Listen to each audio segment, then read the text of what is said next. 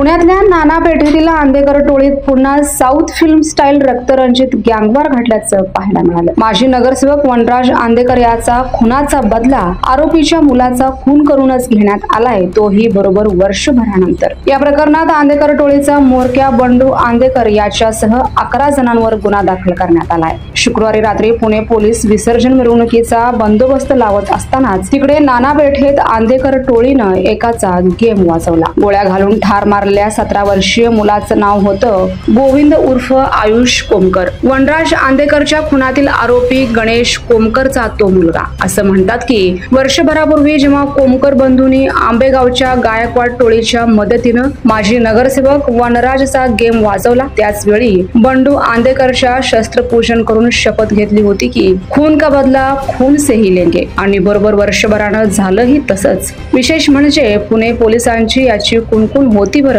त्यांनी आंदेकर टोळीला शस्त्र पुरवणारा एक जण गेल्याचं आठवड्यात पकडलाही होता। मग तरीही आंदेकर टोळीनं ऐन गणपतीत आणि तेही शहराच्या मध्यवस्तीत हा रक्तरंजित बदल्याचा मॅटर घडवून आणलाच। यावर आता पुणे क्राईम ब्रँचचे डीसीपी निखिल पिंगळे यांनी नेमका काय खुलासा केलाय तेही आपण पाहूयात। नाना पेठेतील आंदेकर टोळीला तसा 40 वर्षांचा रक्तरंजित इतिहास आहे। माळवदकर टोळीला संपून ही आंदेकर टोळी मध्यंतरी पुणे मनपाच्या राजकारणात ही चांगलीच स्थिरावली होती। वच्छला आंदेकर तर पुणे शहराच्या महापौर देखील बनल्या होत्या, पण नगरसेवक भाऊ वनराज आणि कोमकर कुटुंबात दिलेली बहीण संजीवनी यांच्यात संपत्ती मालमत्तेवरून खटके उडू लागले आणि गणेश कोमकरनं गेल्या वर्षी आंबेगाव पठारच्या गायकवाड टोळीला दुपारी देऊन वनराजचा गेम वाजवला आणि या आंदेकर टोळीत पुन्हा सुडाचं रक्तरंजित दृष्टचक्र सुरू झालं। गणेश कोमकरच्या मुलाची हत्या ही त्याची पुढची कडी म्हणावी लागेल। पुण्यात आंदेकर टोळी ही तशी खूप जुनी, पण आता यांच्यातच टोळीत